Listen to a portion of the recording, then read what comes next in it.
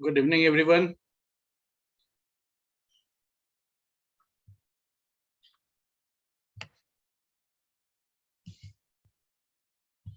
Good evening, sir. Good evening, sir.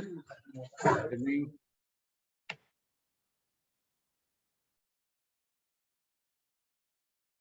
Okay, so we will move ahead with our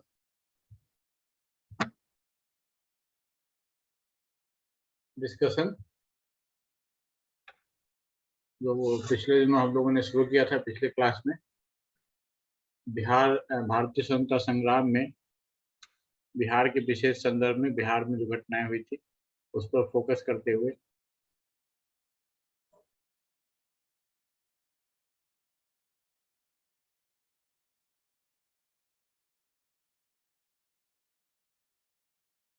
हम लोगों ने कल सविनय अवज्ञा आंदोलन की बात कर ली थी और आज हम लोग उससे आगे चलेंगे। बिहार में प्रथम कांग्रेस का मंत्रालय स्थापित हुआ जो भारत सरकार अधिनियम 1935 के तहत चुनाव हुआ था 22 से 27 फरवरी 1937 में, और जिसमें विधानसभा की 152 सीटें थी उस समय बिहार में और 107 सीटों पर कांग्रेस ने चुनाव लड़ा और ग्रामीण निर्वाचन क्षेत्रों में से 68 सीटों पर और सामान्य शहरी निर्वाचन क्षेत्रों में से 5 सीटों पर कांग्रेस विजयी हुई। इसके अतिरिक्त उन्हें अनुसूचित जाति निर्वाचन क्षेत्रों में से 15 में 14 सीटें, 7 मुस्लिम सीटों में से 5, श्रमिक सीटों में से 3 और अधिकांश आदिवासी सीटें इन्होंने जीत ली। चुनाव के बाद 1937 में वर्धा में कांग्रेस कार्य समिति की बैठक में यह निर्णय लिया गया कि कांग्रेस सदस्यों को कार्यालय निमंत्रण स्वीकार करने की अनुमति दी गई। हालांकि यह स्पष्ट कर दिया गया कि कार्यालय का उपयोग कांग्रेस के चुनाव घोषणा पत्र के अनुरूप काम करने या नए अधिनियम का मुकाबला करने और रचनात्मक कार्यक्रम को बढ़ावा देने की पार्टी की नीति के आगे बढ़ाने के लिए किया जाना चाहिए। मतलब ये कि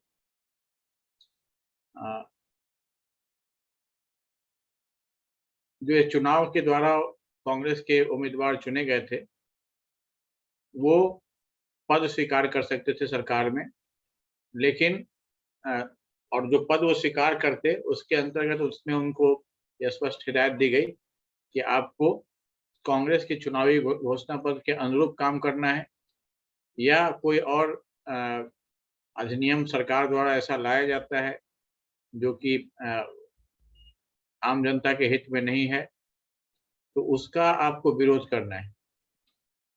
यह रचनात्मक कार्यक्रम जो कांग्रेस के द्वारा चलाया जा रहा है उस पार्टी की जो रचनात्मक कार्यक्रम चलाने की नीति है इसको आपको आगे बढ़ाना है। 20 जुलाई 1937 को बिहार में कांग्रेस मंत्रिमंडल का गठन किया गया जिसमें प्रधानमंत्री श्री कृष्ण सिन्हा थे। अब ये बात ध्यान रखें कि मुख्यमंत्री की जगह उस समय प्रधानमंत्री पद का प्रयोग किया जाता था। मंत्रालय में के अन्य सदस्यों में अनुग्रह नारायण सिन्हा, सैयद महमूद, जगतलाल चौधरी शामिल थे। राम दयालु सिंह अध्यक्ष बने, प्रोफेसर अब्दुल बारी उपाध्यक्ष नियुक्त किए गए, दलदेव सहाय ने महाधिवक्ता के रूप में कार्य किया और श्री ब्रेट बिहार के मुख्य सचिव थे, एक अंग्रेज थे।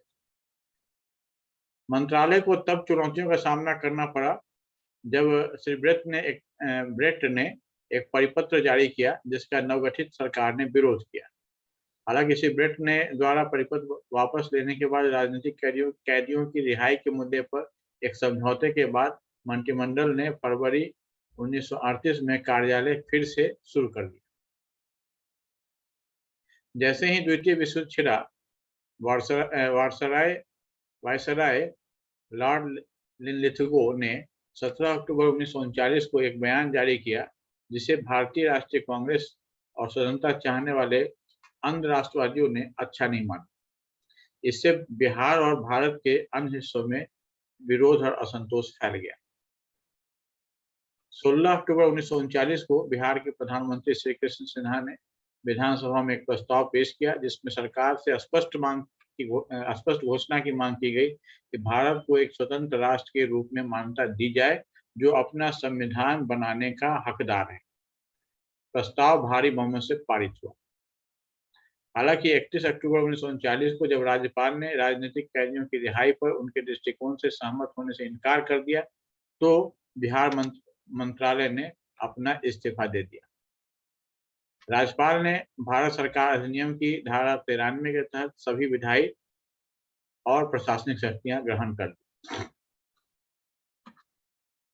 26 जनवरी 1939 को बिहार के छात्रों की सक्रिय भागीदारी के साथ स्वतंत्रता दिवस मनाया गया। ये 26 जनवरी की तिथि आपको मालूम है कि इसकी परंपरा शुरू की थी, नेहरू के द्वारा घोषणा की गई थी। और ये उस समय से जारी चल रहा था। 10 सालों से लगातार हर साल एक 26 जनवरी, इसी कारण से हमारे लिए 26 जनवरी का एक इम्पोर्टेंस था, जो इसे हम लोगों ने गणतंत्र के दिवस में मनाने का निर्णय लिया, गणतंत्र दिवस के रूप में।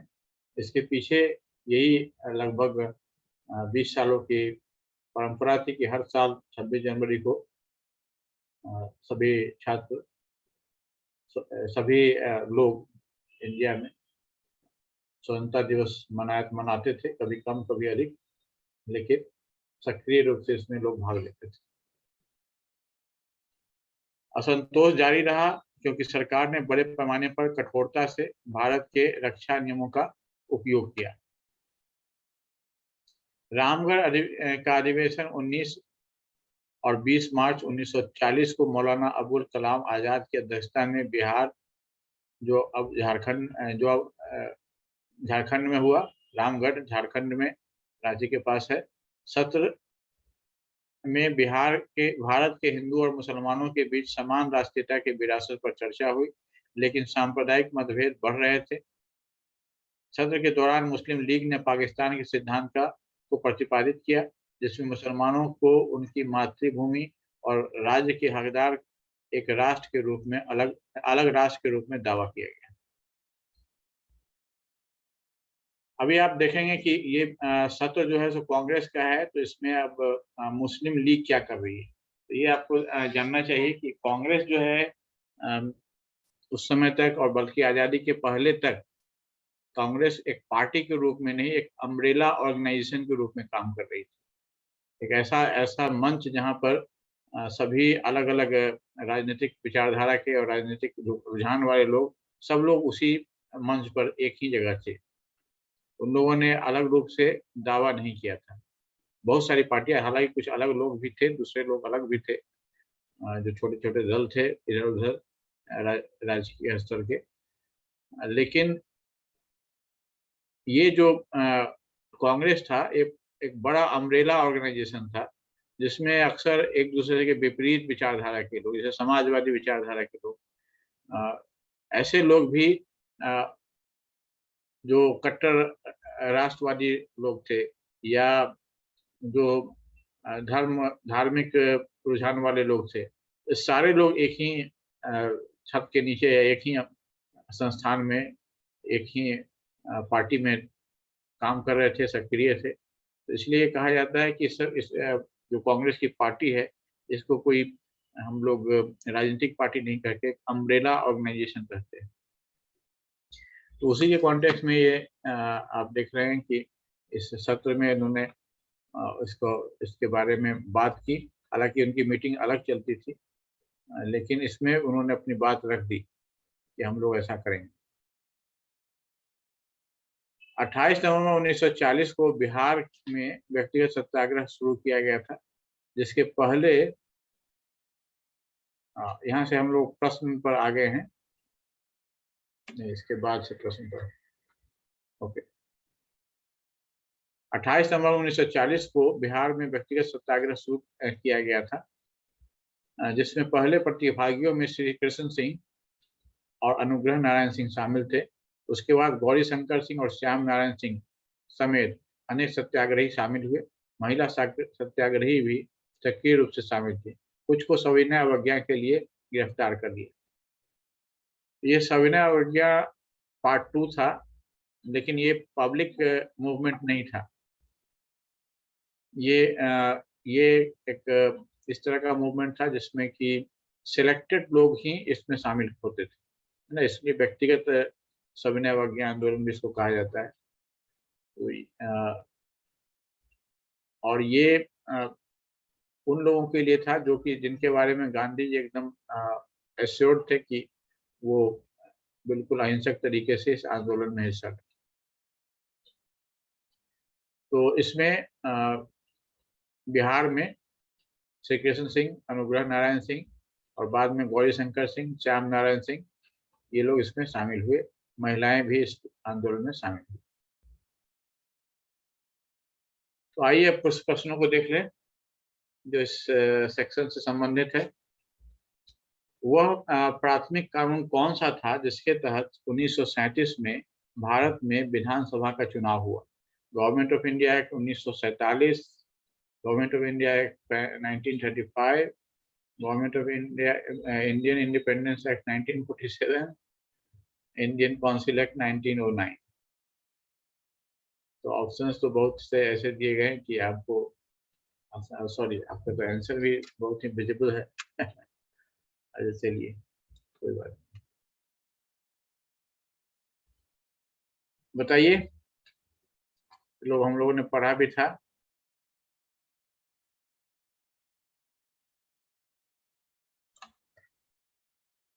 चार्ट खोल लेता हूँ।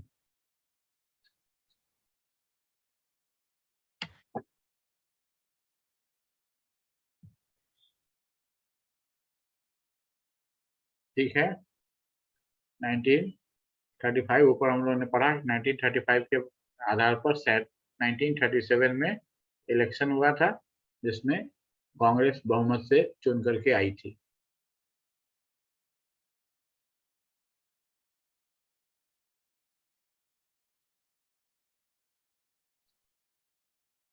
उन्नीस में बिहार विधानसभा चुनाव में कांग्रेस पार्टी ने कितनी सीटों पर चुनाव लड़ा?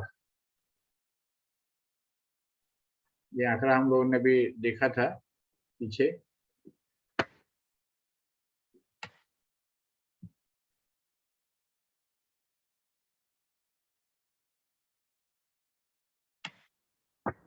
फैक्चुअल है, एक बार फिर से आपको ढेर सारे नंबर्स हैं, एक बार फिर से देखिए।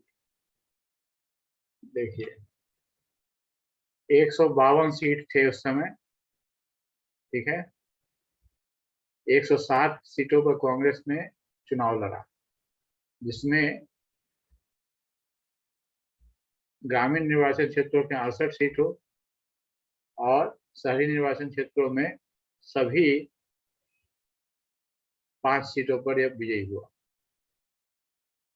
इसके अतिरिक्त अनुसूचित जाति निर्वाचन क्षेत्र में 15 में 14 सीटें, 7 मुस्लिम सीटों में से 5 सीटें और श्रमिक सीटों में से 3 और अधिकांश आदिवासी सीटें इसमें जीत ली। ठीक है, तो ये बिहार के पहले इलेक्शन का आंकड़ा है, इसलिए इसको ध्यान में रखिए। 152 सीट है कुल, 160 सीट पर चुनाव लड़ा कांग्रेस ने और ग्रामीण निर्वाचन क्षेत्रों में 68 सीट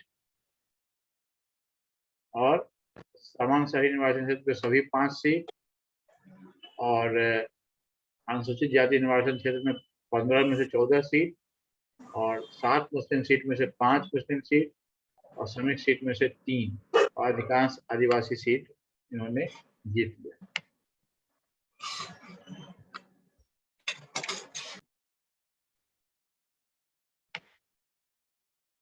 ठीक है, अब वापस आ जाते हैं। तो यहाँ पूछ रहा है केवल कि बिहार विधानसभा के चुनाव में कांग्रेस पार्टी ने कितने सीटों पर चुनाव लड़ा था। तो आपने आंसर भी देखा हुआ है, 152 जो है सो फुल सीट थी, इसलिए यहाँ पर लिखा हुआ है आपको कंफ्यूज करने के लिए। 65 पर विजय हुए थे, तो 160 सीटें।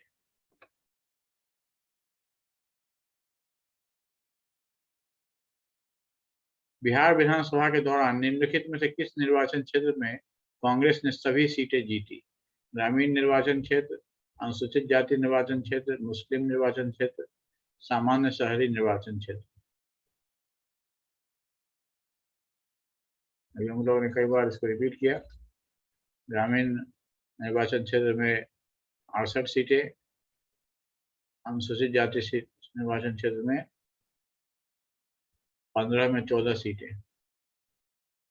मुस्लिम निर्वाचन क्षेत्र में 7 में 5 सीटें। तो अंत में कौन बचा? शहरी निर्वाचन क्षेत्र, जहां पर सभी सीटें पर विजयी हुए थे। कांग्रेस मंत्रिमंडल के गठन के समय बिहार का प्रथम प्रधानमंत्री कौन था? सैयद महमूद, अनुग्रह नारायण सिन्हा, श्री कृष्ण सिंह, जगतलाल चौधरी। बताइए, कई बार हम लोगों ने इसका इनके नाम की चर्चा भी की।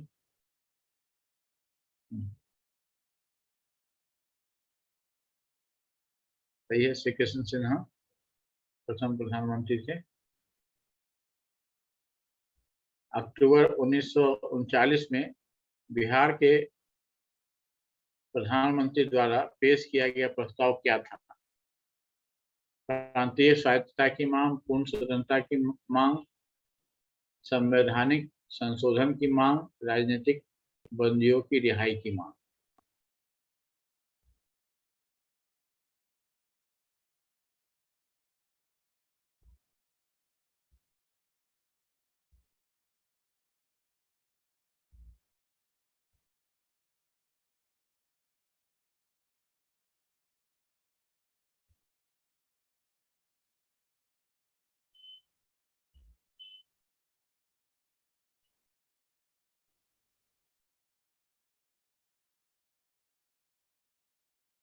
जल्दी से बता दीजिए।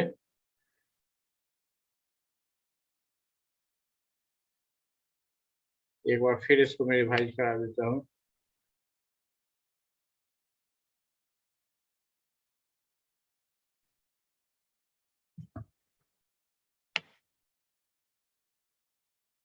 देखिए, 37 में बिहार कांग्रेस मंत्रिमंडल का गठन किया गया। प्रधानमंत्री श्री कृष्ण सिन्हा थे। अन्य सदस्य में अनुग्रह नारायण सिन्हा, सैयद महमूद, जगलाल चौधरी, राम दयालु सिंह अध्यक्ष बने। प्रोफेसर अब्दुल बारी उपाध्यक्ष नियुक्त किए गए। दलदेव सहाय महाधिवक्ता के रूप में काम किया और श्री ब्रेट बिहार के मुख्य सचिव थे।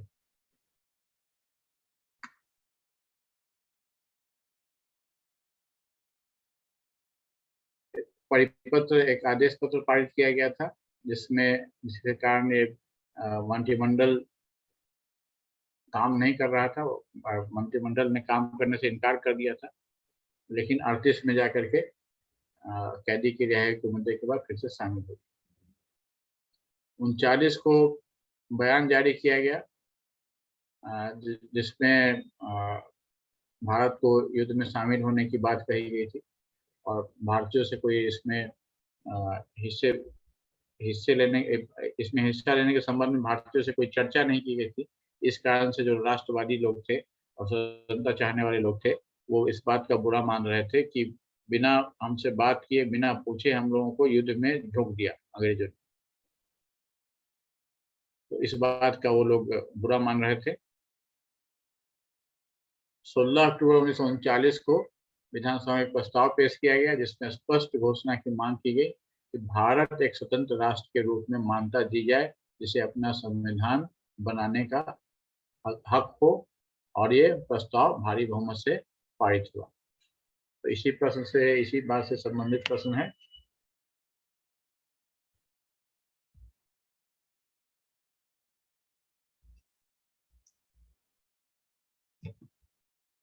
1939 में कांग्रेस बिहार के प्रधानमंत्री द्वारा पेश किया गया प्रस्ताव क्या था? प्रांतीय स्वायत्तता, पूर्ण स्वतंत्रता, संवैधानिक संशोधन की मांग, राजनीतिक बंदियों के रिहाई की मांग। तो जाहिर है अब इसका उत्तर हो जाएगा पूर्ण स्वतंत्रता की मांग।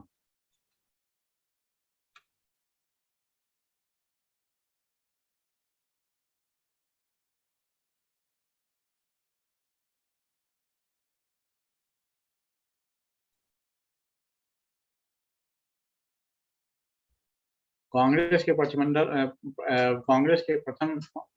बिहार के प्रथम कांग्रेस मंत्रिमंडल ने अपना इस्तीफा कब दे दिया? 16 अक्टूबर 39, 31 अक्टूबर 39, 20 अक्टूबर 37, 26 जनवरी 1940।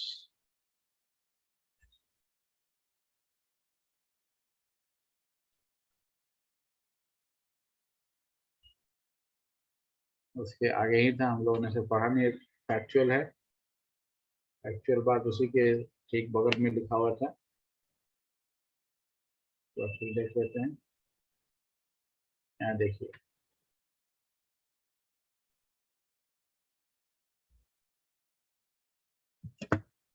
इकतीस अक्टूबर 1939 को जब राज्यपाल ने कैदियों की रिहाई के पर उनके दृष्टिकोण से सहमत होने से इनकार कर दिया, तब बिहार मंत्रिमंडल ने अपना इस्तीफा दे दिया।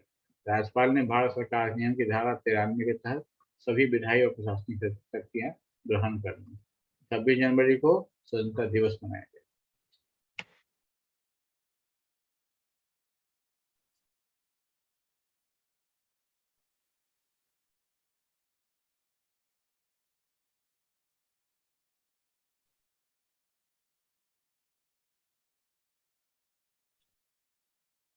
ठीक है, 26 जनवरी 1940 को बिहार में स्वतंत्रता दिवस मनाने का क्या कारण था?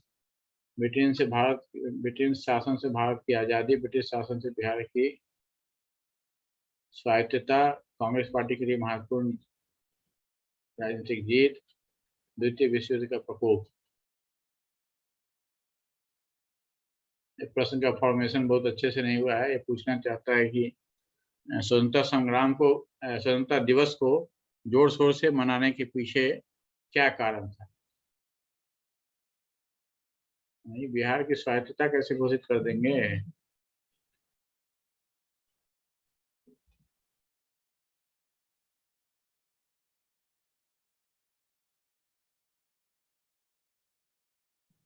देखिए, आज़ादी की बात है ही नहीं, बिहार की स्वायत्तता की बात किसी ने कहीं उठी भी नहीं थी।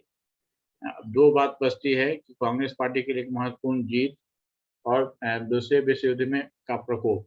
ये दूसरे विश्व युद्ध का जो सेकेंड वर्ल्ड वार जो हुआ था, इसका ही विरोध प्रदर्शित करते हुए इन लोगों ने बहुत ही इस बात का विरोध करते हुए कि स्वतंत्रता जो अंग्रेजों ने जिस प्रकार से बिना भारतीयों से विचार विमर्श किए और युद्ध में भारत को घसीट लिया, इस बात का विरोध प्रदर्शन के रूप में स्वतंत्रता दिवस, ये जो स्वतंत्रता दिवस मनाया गया 1940 का, उसमें खास तौर से इस बात पर इम्फेसिस था कि ये जो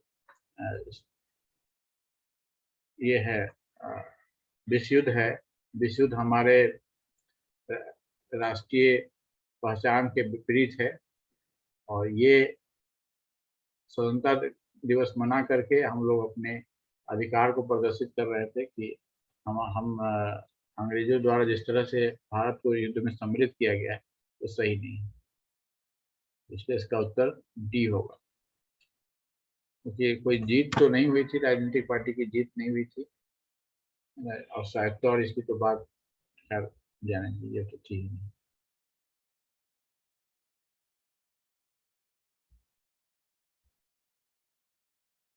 उन्नीस सौ 40 में बिहार में व्यक्तिगत सत्याग्रह का उद्देश्य क्या था? ब्रिटिश शासन से पूर्ण स्वतंत्रता की मांग करना, पाकिस्तान के गठन का विरोध करना, भारतीय रक्षा नियमों के उपयोग का विरोध करना, प्रांतीय स्वायत्तता की वकालत करना।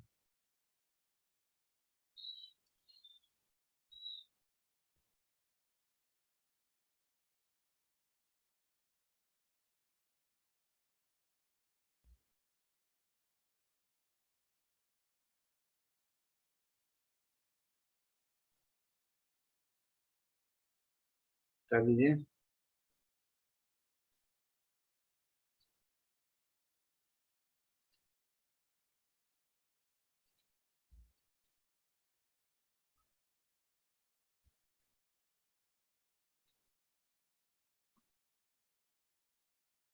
देखिए, जो विरोध कर रहे थे भारतीय, तो उसमें जो बहुत तेज दमन किया जा रहा था, तो उस दमन से ही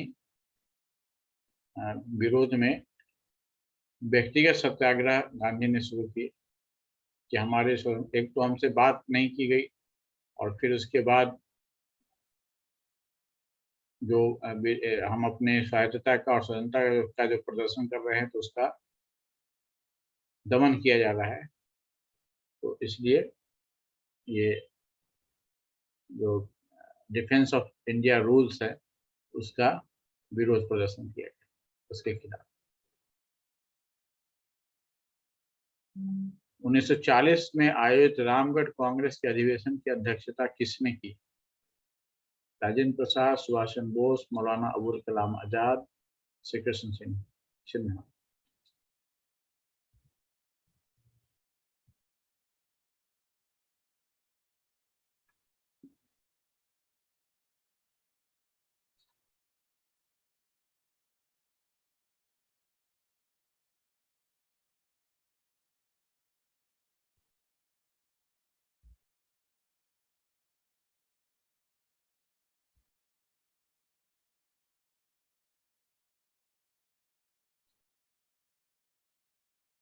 श्री कृष्ण सिन्हा नहीं थे, ये थे हमारे आजाद साहब, मौलाना अबुल कलाम आजाद।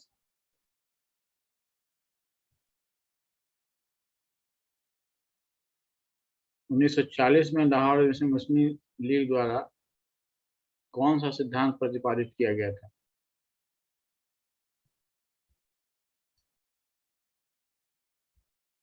पूर्ण स्वतंत्रता की मांग, प्रांतीय स्वायत्तता की मांग, हिंदू मुस्लिम एकता की वकालत, मुसलमानों का एक अलग राष्ट्र के रूप में दावा और पाकिस्तान की आवश्यकता।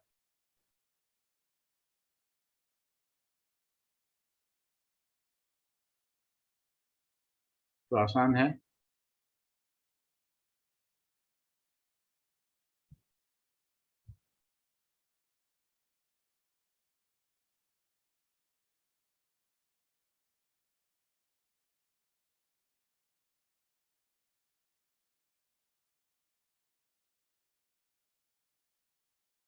ठीक है, डी आंसर है, अलग राष्ट्रीय रूप में दावा। अब आइए देखते हैं बिहार में भारत छोड़ो आंदोलन में क्या हो रहा है। 1942-43 का भारत छोड़ो आंदोलन भारत के स्वतंत्रता संग्राम का एक महत्वपूर्ण अध्याय था। द्वितीय विश्व युद्ध ने एक अशुभ मोड़ ले लिया, जिसमें भारत पर जापान का खतरा मंडरा रहा था। जापानी खतरे से निपटने के लिए एक राष्ट्रीय सरकार की भारतीय मांग को अंग्रेजों ने नजरअंदाज कर दिया। इस प्रस्ताव ने लोगों का और भी मोहभंग कर दिया, जिससे भारत में गंभीर स्थिति पैदा हो। जवाब में भारत ने ब्रिटिश साम्राज्यवाद को खुली चुनौती देते हुए मांग की कि सरकार देश छोड़ दे, ताकि लोग किसी भी प्रभुत्वशाली सत्ता का विरोध कर सके, चाहे वो ब्रिटिश हो या जापानी। राजेंद्र प्रसाद और बिहार के अन्य नेताओं ने आंदोलन के मार्गदर्शन करने के लिए एक मसौदा कार्यक्रम तैयार किया। भारत छोड़ो प्रस्ताव 5 अगस्त 1942 को कांग्रेस कार्य समिति द्वारा पारित किया गया। 7-8 अगस्त को अखिल भारतीय कांग्रेस समिति द्वारा पूरी तरह से इसका समर्थन किया गया। महात्मा गांधी का प्रसिद्ध नारा करो या मरो का जन्म इसी समय हुआ था। आंदोलन को तीव्र दमन का सामना करना पड़ा। महात्मा गांधी और अन्य नेताओं को गिरफ्तार कर लिया गया। बिहार में आंदोलन में एक महत्वपूर्ण भूमिका निभाई। छात्रों ने वीरतापूर्वक कृत्यों का प्रदर्शन किया।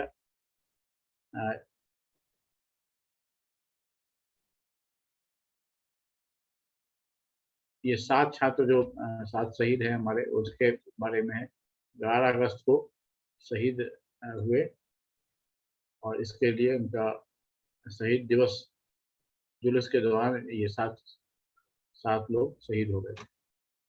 हालांकि आंदोलन में कुछ स्वतः स्फूर्त हिंसा हुई, लेकिन कांग्रेस ने इसकी मंजूरी नहीं दी। इसका एक रचनात्मक पहलू भी था, जिसमें बिहार में कुछ स्थानों पर पंचायती राज के प्रयोगों के साथ जनता के शासन की स्थापना पर जोर दिया गया। आंदोलन के दौरान जयप्रकाश नारायण सहित कुछ स्वतंत्रता सेनानी हजारीबाग जेल से भाग गए और आंदोलन के बाद स्वतंत्रता सेनानियों की धीरे धीरे रिहाई के साथ बिहार में रचनात्मक कार्य और समाज सेवा के प्रयास फिर से आरंभ हुए। बदलते राजनीतिक परिदृश्य के साथ संविधान सभा का गठन हुआ और भारतीय हाथों में सत्ता के हस्तांतरण की प्रक्रिया शुरू हुई और अंततः 15 अगस्त 1947 को औपनिवेशिक शासन के अंत के साथ भारत को आजादी मिली। अब इससे संबंधित कुछ प्रश्न देखते हैं।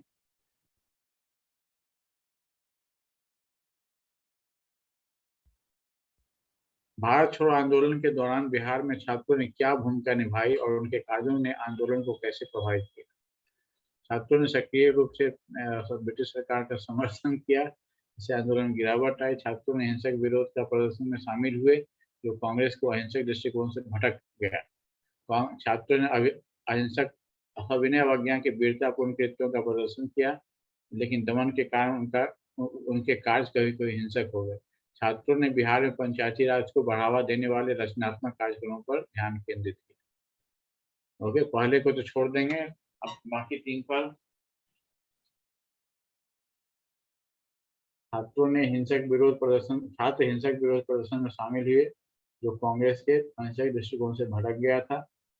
छात्रों ने सविनय अवज्ञा के वीरतापूर्ण कृत्यों का प्रदर्शन किया, लेकिन दमन के कारण उनके कार्य कभी कभी हिंसक हो गए। छात्रों ने बिहार में पंचायती राज को बढ़ावा देने वाले रचनात्मक कार्यक्रमों पर ध्यान केंद्रित किया।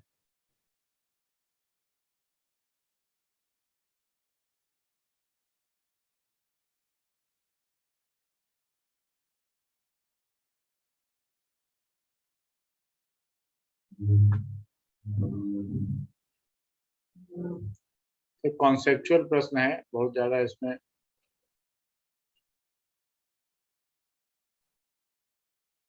सी उत्तर है, सभी लोग सही हैं।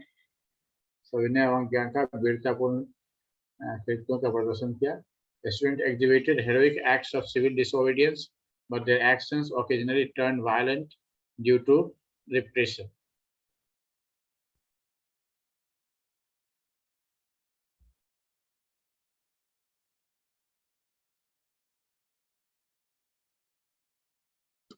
बिहार में भारत छोड़ो आंदोलन के रचनात्मक पहलू क्या थे? इसका उद्देश्य जनता का शासन स्थापित करना कैसे था? आंदोलन पूरी तरह से ब्रिटिश शासन के खिलाफ सशस्त्र प्रतिरोध पर केंद्रित था। इसने स्वतंत्रता प्राप्त करने के लिए धार्मिक एकता के महत्व पर जोर दिया। इस आंदोलन का उद्देश्य पंचायती राज प्रयोगों के माध्यम से एक स्वशासी संरचना का निर्माण करना था। इसने ब्रिटिश साम्राज्यवाद का मुकाबला करने के लिए अन्य देशों से अंतर्राष्ट्रीय समर्थन मांगा।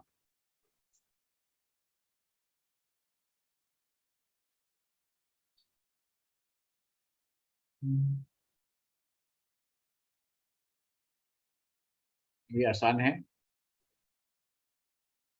आंदोलन पूरी तरह से ब्रिटिश शासन के खिलाफ सशस्त्र प्रतिरोध पर केंद्रित था। ये तो अब पहले खारिज कर देंगे इसको। इसने स्वतंत्रता प्राप्त करने के लिए धार्मिक एकता के महत्व पर जोर दिया। जोर तो देता था, लेकिन ये छात्र आंदोलन के कॉन्टेक्स्ट में बात हो रही है। ये कांग्रेस का जोर इस बात पर था, लेकिन यहाँ रचनात्मक पहलू की बात हो रही है। छात्र आंदोलन नहीं, रचनात्मक पहलू की बात हो रही है, जिसमें कि कुछ नए इंस्टीट्यूशंस की स्थापना हुई थी। अंतर्राष्ट्रीय समर्थन की मांग भी कांग्रेस द्वारा की गई थी, लेकिन उस समय में विश्व युद्ध चल रहा था इस पर, इसलिए इस कारण से कोई इस मांग पर कोई ध्यान नहीं दे रहा। तो अंत में आपका तीसरा सी उत्तर बचता है। इस प्रश्न को लॉजिकली सॉल्व कीजिए, जरूरी नहीं है हर चीज आपको कॉन्सेप्ट समझ के सॉल्व करना है। हालांकि ये बात पीछे आई है, अभी हमने लोगों ने रीड किया, उसे पंचायती राज की बात आई है।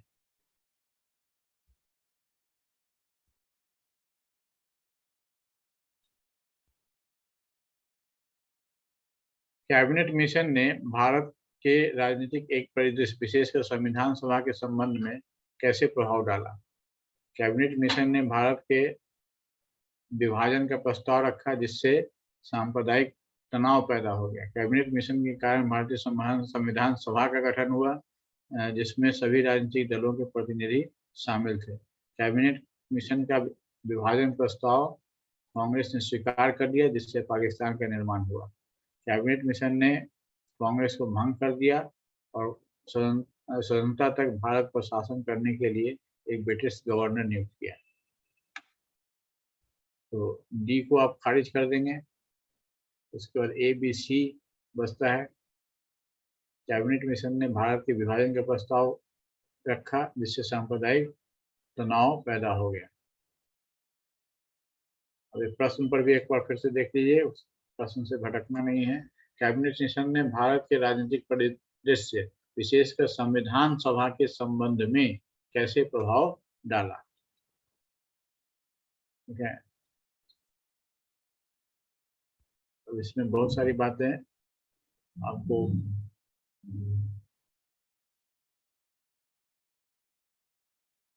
सही गलत लगेंगे, लेकिन इसमें जो संविधान सभा की जो बात है उसी पर हम लोगों को फोकस करना है। कांग्रेस ने विभाजन का प्रस्ताव स्वीकार कर लिया था, इसमें भी कोई शक नहीं है। पाकिस्तान का निर्माण हुआ, विभाजन का प्रस्ताव रखा, सामुदायिक तनाव भी पैदा हुआ था, लेकिन इसमें संविधान सभा का गठन हुआ जिसमें सभी राजनीतिक दलों के प्रतिनिधि इसमें शामिल हुए।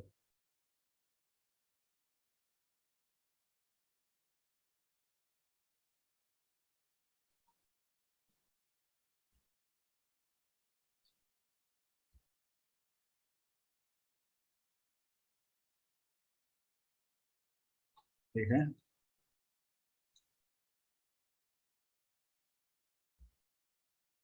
उन्नीस सौ 42-43 में भारत छोड़ो आंदोलन के दौरान भारत ने ब्रिटिश साम्राज्यवाद को खुली चुनौती क्यों दी?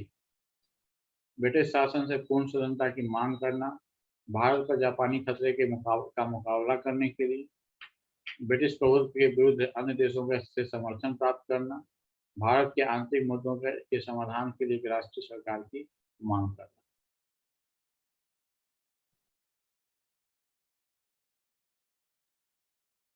तो बहुत ही आसान है।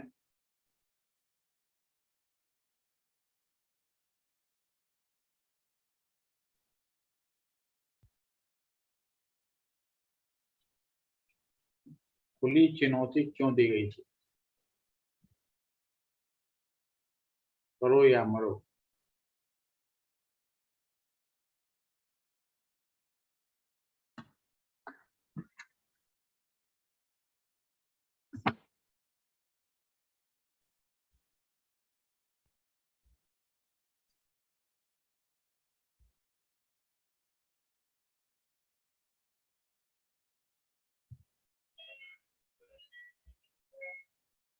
देखिए,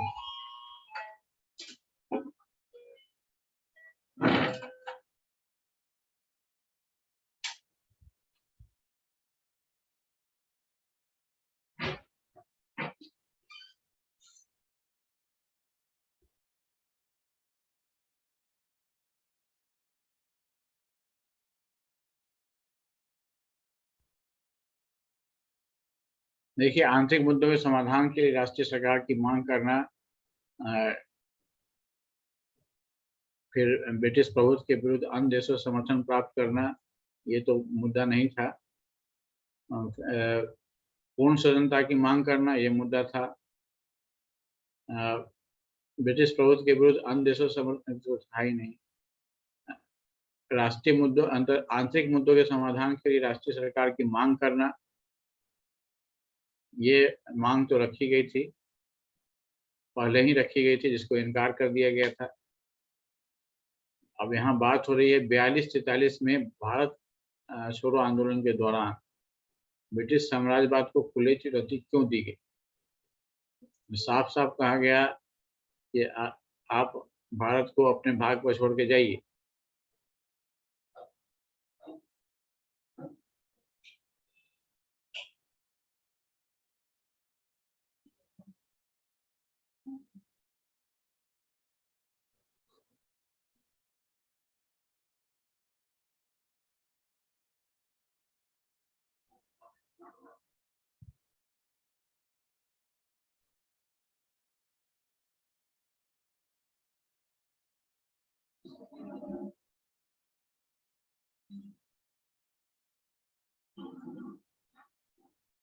देखिए, इसमें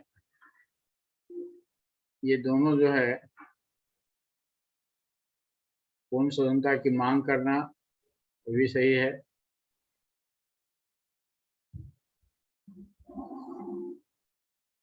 और उस मांग का ही ये हिस्सा था कि जापानी खतरे का मुकाबला हम लोग स्वयं करें।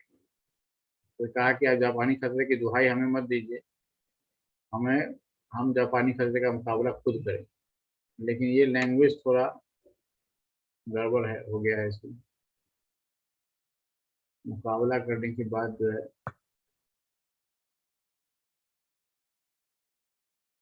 क्वेश्चन का फॉर्मेशन बहुत अच्छे से नहीं हुआ। खैर, देखते हैं इसका उत्तर। जापानी खतरे के मुकाबला की बात कही गई। जापानी खतरे के मुकाबला की बात इस कॉन्टेक्स्ट में हो सकता है कि अंग्रेज बार बार ये दुहाई दे रहे थे कि जापान का हमला हो रहा है, इस समय में भारत खुद को प्रोटेक्ट नहीं कर पाए। तो इसके जवाब में हम भारतीय का कहना था कि नहीं, हम आप भारत को उसके भाग पर छोड़ दीजिए, हम लोग जापानी खतरे का मुकाबला खुद करेंगे। ये एक डायमेंशन था।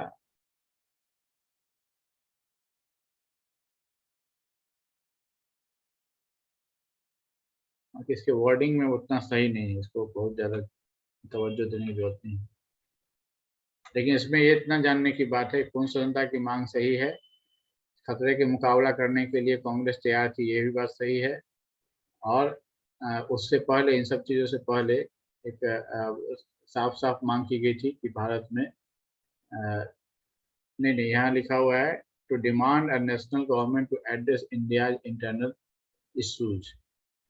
ये 35 के इलेक्शन के समय से ही ये बात चली आ रही थी कि एक तरह का डोमिनियन गवर्नमेंट भारत में स्थापित हो। लेकिन ये बात 42-43 में नहीं थी, इसलिए इसको भी हम लोग नहीं मानेंगे, रिजेक्ट कर देंगे। क्योंकि ये ये जो मुद्दा था, ये मुद्दा था कि जिस तरह से ऑस्ट्रेलिया और दूसरे देशों में उस समय सरकार थी, उस तरह की सरकार की बात चल रही है।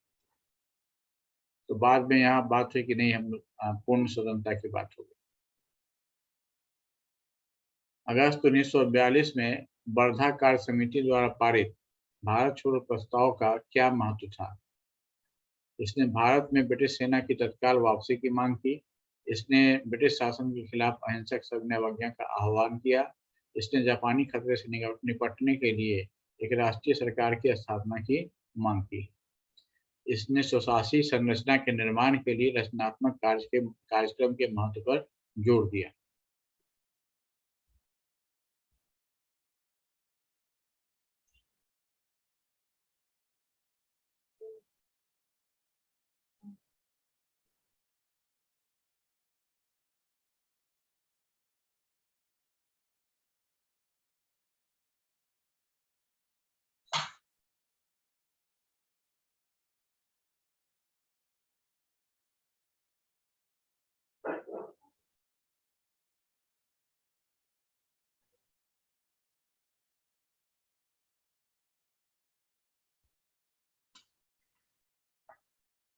एक बार पीछे हम लोग देख लेते हैं सेंटेंसेस क्या हैं।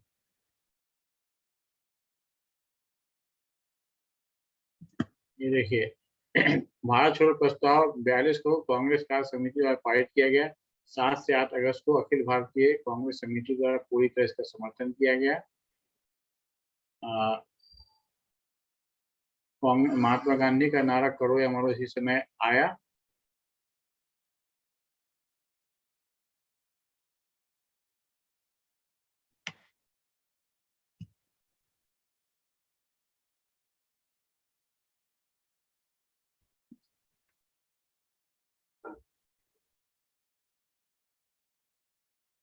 जापान वाली बात नहीं आ पाई है।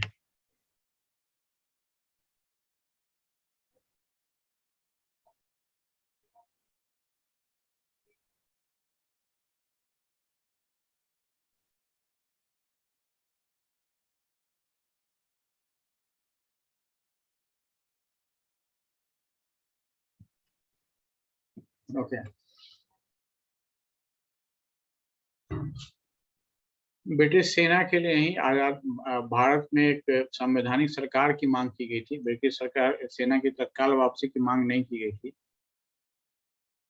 लेकिन उनकी मांग ये थी, जैसा कि हम लोगों ने ऊपर में भी हमने चर्चा की, कि जापानी खतरे से निपटने के लिए राष्ट्रीय सरकार की स्थापना हम लोग करेंगे, हम लोग जापानियों से खुद लड़ेंगे, ये चीज थी।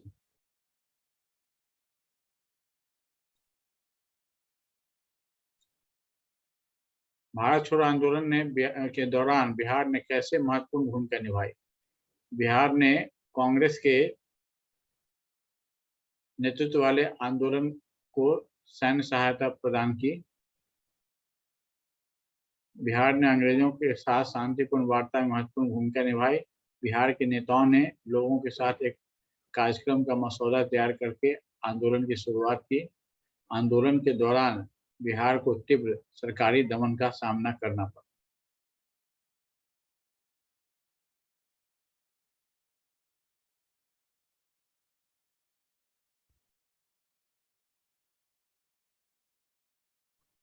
सैन्य सहायता की बात तो आप पहले ही खारिज कर देंगे। इसके बाद अंग्रेजों के साथ शांतिपूर्ण वार्ता को भी हम लोग खारिज कर देंगे।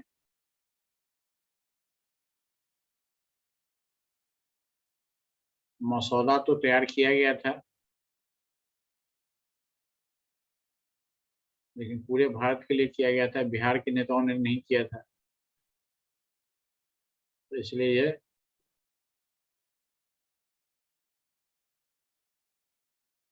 चौथा ही ऑप्शन हमारे पास बचता है।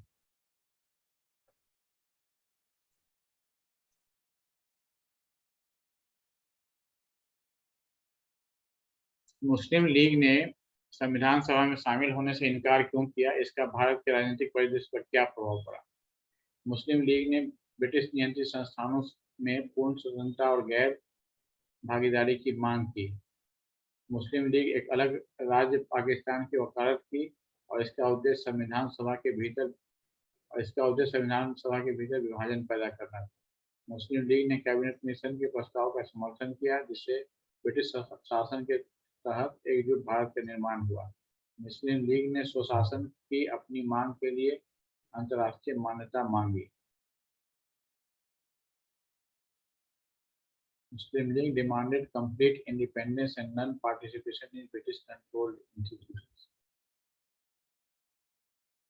Muslim League advocated for a separate state of Pakistan and aimed to create division between the Constituent Assembly. सही है, यही उत्तर होगा। सही डाला आप लोगों ने।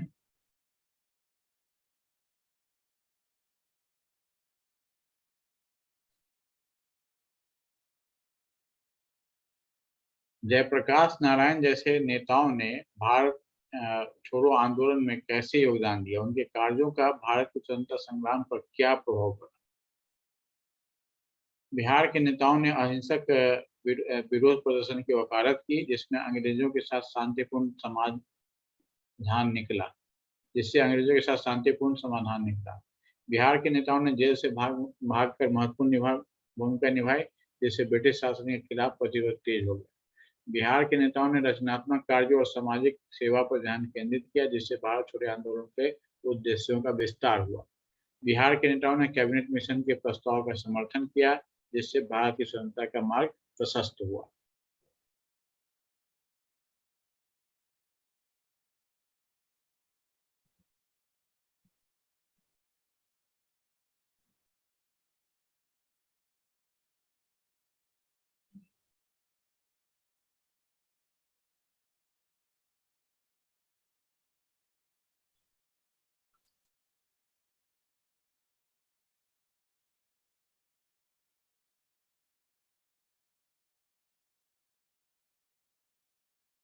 देखिए, पहले ऑप्शन को तो छोड़ सकते हैं, इसके बाद नीचे से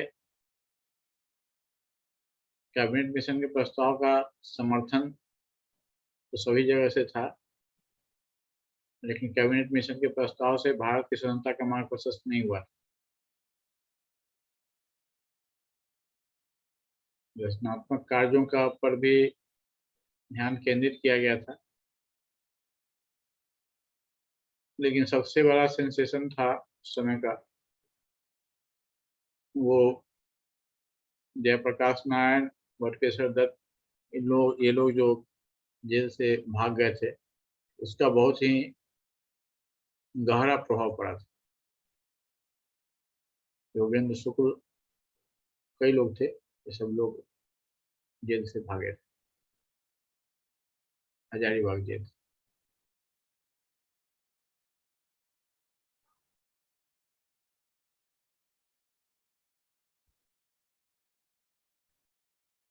सी बी उत्तर होगा।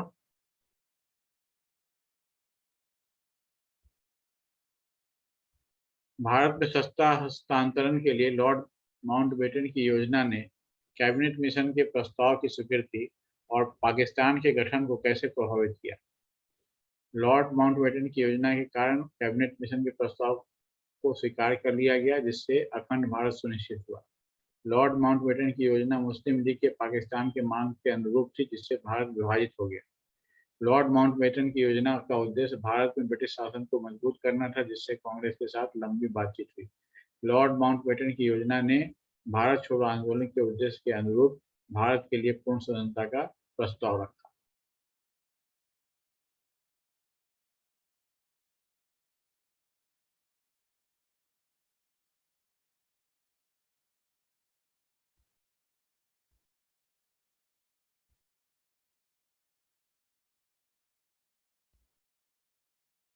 देखिए, अखंड भारत तो सुनिश्चित हुआ ही नहीं था, इसलिए पहला ऑप्शन कट गया। इसके बाद भारत छोड़ो आंदोलन के अनुरूप भारत के लिए पूर्ण स्वतंत्रता का प्रस्ताव रखा। और यहाँ पाकिस्तान के गठन का इसमें लगा हुआ है टेल। हमेशा क्वेश्चन में टेल अगर कुछ लगा हो तो उसको विशेष ध्यान देना चाहिए। लॉर्ड माउंटबेटन की योजना का उद्देश्य ब्रिटिश शासन को मजबूत करना था, ये तो बात खत्म ही है, इसका भी एक सवाल नहीं है। तो अब ये इनकी योजना जो थी सो मुस्लिम लीग के अनुरूप थी, जिससे भारत विभाजित हो गया।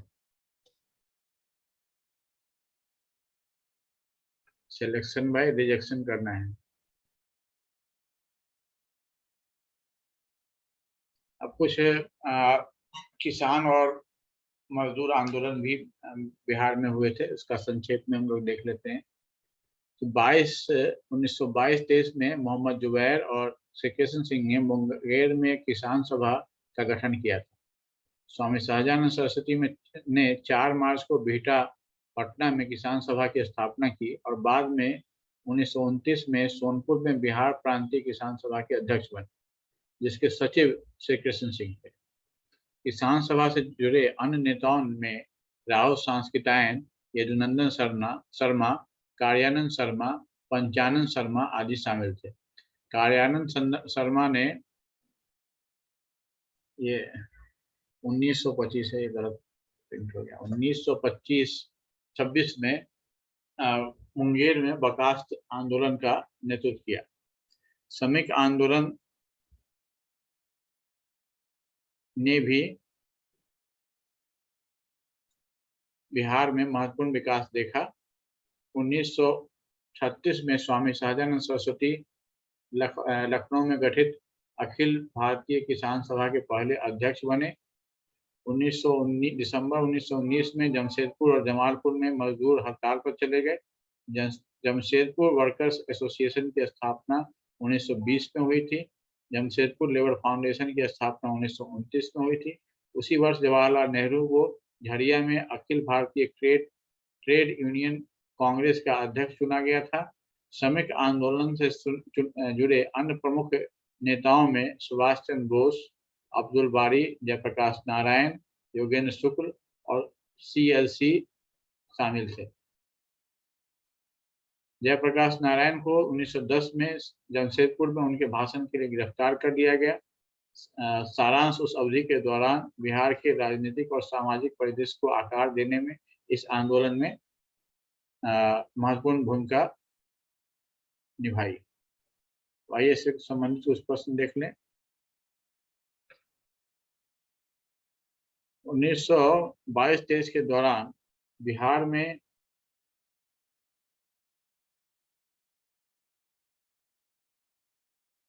मुंगेर में किस किसान सभा के गठन में किस नेता ने महत्वपूर्ण भूमिका निभाई? शाहजानंद सरस्वती, मोहम्मद जुबैर, श्री कृष्ण सिंह एंड राहुल सांस्कृतायन।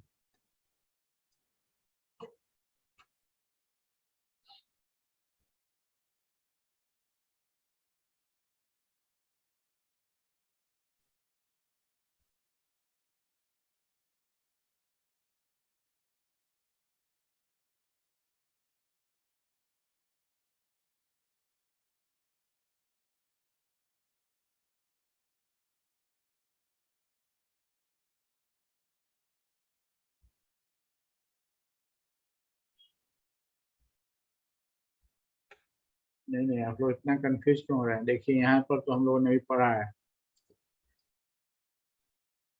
1929 में मोहम्मद जुबैर और श्री कृष्ण सिंह ने मुंगेर में किसान सभा का गठन किया।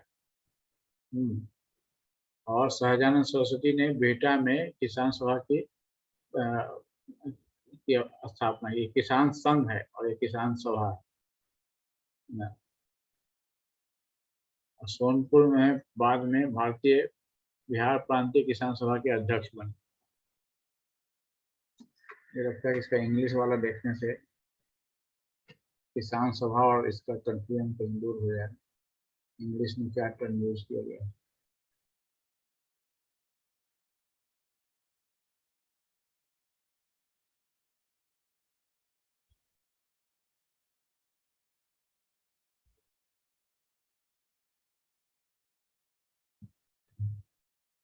दो अलग अलग किसान सभा है। पीजेंट एसोसिएशन है जो मोहम्मद जुबैर और किसान के और श्री कृष्ण सिंह के द्वारा बनाया गया था, और स्वामी शाहजानंद सरस्वती के द्वारा भी एक किसान सभा बेहटा में बनाई गई थी। दो किसान सभाएं।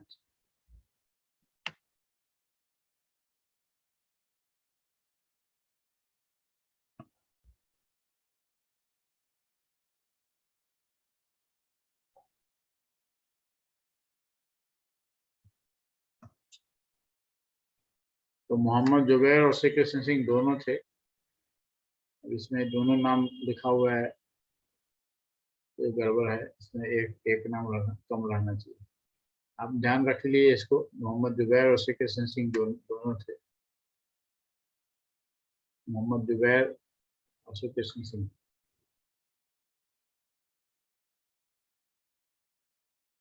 लखनऊ में गठित अखिल भारतीय किसान सभा के प्रथम अध्यक्ष कौन बने? लखनऊ में गठित अखिल भारतीय किसान सभा के प्रथम अध्यक्ष कौन बने? मोहम्मद जुबैर, स्वामी शाहजानंद सरस्वती, श्री कृष्ण सिंह, जवाहरलाल नेहरू। ये जुबैर और श्री कृष्ण सिंह मुंगेर वाले में के अध्यक्ष बने थे, और स्वामी शाहजानंद सरस्वती बेहटा वाले ये वहाँ लखनऊ के अधिवेशन में अखिल भारतीय किसान सभा के प्रथम अध्यक्ष बने थे।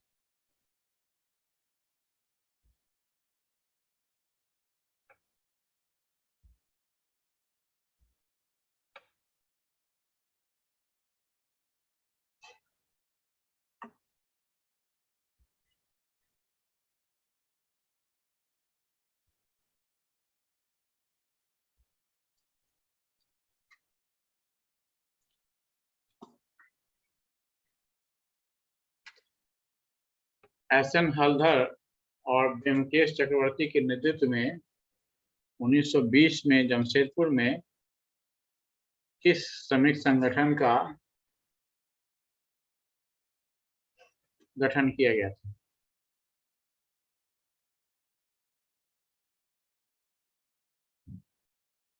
Which labor organization was formed in Jamshedpur under the leadership of S.N. Haldar and Vyomkesh Chakraborty? Jamshedpur Workers Association, Jamshedpur Labour Foundation, Akhil Bharatiya trade union Congress और बिहार प्रांतीय किसान सभा।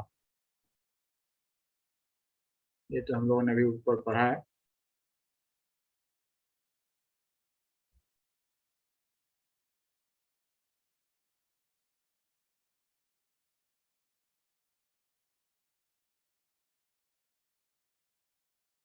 Jamshedpur workers association.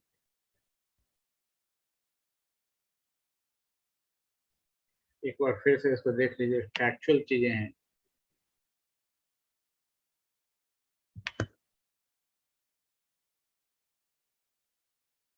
Jamshedpur workers association की स्थापना 1920 में हुई थी। जमशेदपुर लेबर फाउंडेशन की स्थापना 1929 में हुई थी। उसी वर्ष जवाहरलाल नेहरू ने को झरिया में अखिल भारतीय ट्रेड यूनियन कांग्रेस का अध्यक्ष चुना गया था। इससे अन्य प्रमुख नेता ये लोग थे। ठीक है, तो AITUC, all India trade union Congress, AITUC, AITUC, AITUC.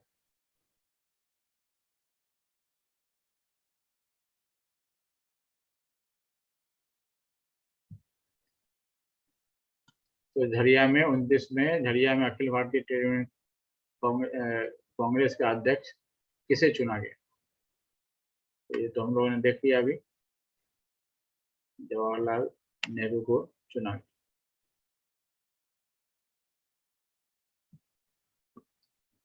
ये कार्रवाई 1526 आ गया।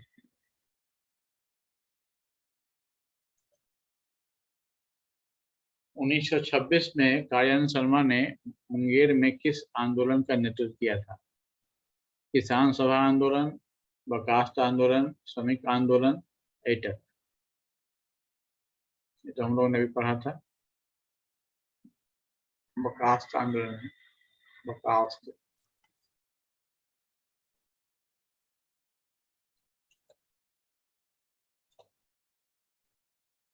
बर्खास्त आंदोलन।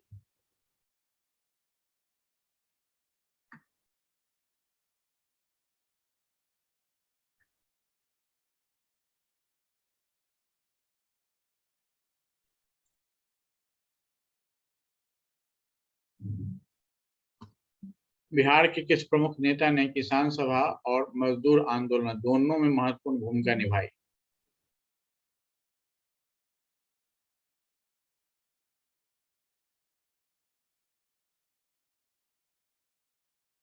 सहजानंद, स्वामी सहजानंद सरस्वती, श्री कृष्ण सिंह, जयप्रकाश नारायण, अब्दुल बारी।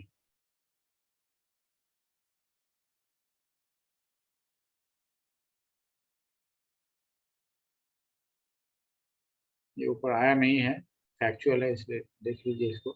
जयप्रकाश नारायण को ने इसमें महत्वपूर्ण भूमिका निभाई है, दोनों दोनों ही इसमें। बिहार के सचिवालय के सामने नेताओं द्वारा किए गए शहीद स्मारक के शिलान्यास का क्या महत्व है? इसने भारत छोड़ो आंदोलन के दौरान 7 शहीदों के बलिदान का सम्मान किया। इसने भारत में किसान आंदोलन की शुरुआत को चिन्हित किया। इसने बिहार राज्य में किसान सभा श्रमिक आंदोलन के एकता का प्रतीक था। बिहार में स्वतंत्रता संग्रामियों के नेतृत्व में स्वतंत्रता संग्राम का प्रतिनिधित्व करता है। ये तो बहुत ही आसान है, इसको सब लोग जानते हैं। आगे चलते हैं। 7 शहीदों का बलिदान का सम्मान किया गया है। जमशेदपुर और जमालपुर में श्रमिक आंदोलन के क्षेत्र में श्रम शक्ति को कैसे प्रभावित किया? इसमें कामकाजी परिस्थितियों और श्रम अधिकारों को में महत्वपूर्ण सुधार हुआ। इसके परिणाम स्वरूप मजदूरों और उद्योगपतियों के बीच हिंसक झड़प हुई। इसने श्रम बल की एकता और सौदेबाजी की शक्ति को कमजोर कर दिया। इसने अखिल भारतीय ट्रेड यूनियन कांग्रेस के गठन को प्रेरित किया।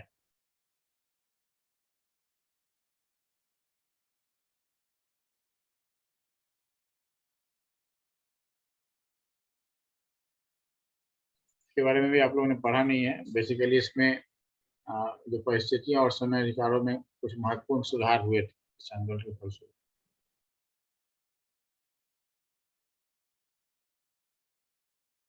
बिहार में किसान सभा आंदोलन ने ने भारतीय स्वतंत्रता संग्राम में किस प्रकार से योगदान दिया। किसान सभा इसका ध्यान अहिंसक विरोध प्रदर्शन और ब्रिटिश सरकार के अधीन बातचीत पर केंद्रित था। इसने पाकिस्तान में के एक अलग राज्य के मांग को मजबूत किया। इसने ब्रिटिश शासन के तहत एकजुट भारत की आवश्यकता पर जोर दिया। इसने किसानों और कृषकों को संगठित किया और ब्रिटिश शासन के खिलाफ एक शक्तिशाली ताकत तैयार की। ये तो बहुत ही ऑब्वियस सारे ऑप्शंस हैं।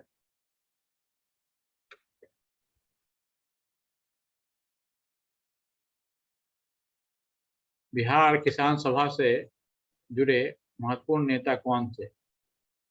गांधी और नेहरू, सुभाष चंद्र बोस और अब्दुल बारी, मोहम्मद जुबैर और श्री कृष्ण सिंह, राहुल सांस्कृत्यायन और यदुनंदन शर्मा।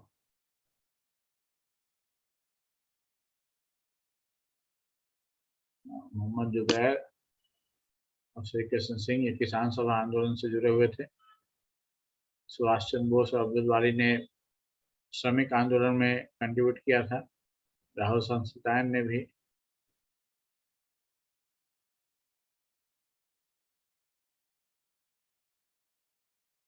ये सब लोग श्रमिक आंदोलन से जुड़े। मोहम्मद जुबैर और श्री कृष्ण सिंह। ओके, तो इस तरह से आज हम लोगों ने एक कॉन्सेप्चुअल बेस पर जो बिहार के इतिहास का एक मोटी सर्वे कर लिया।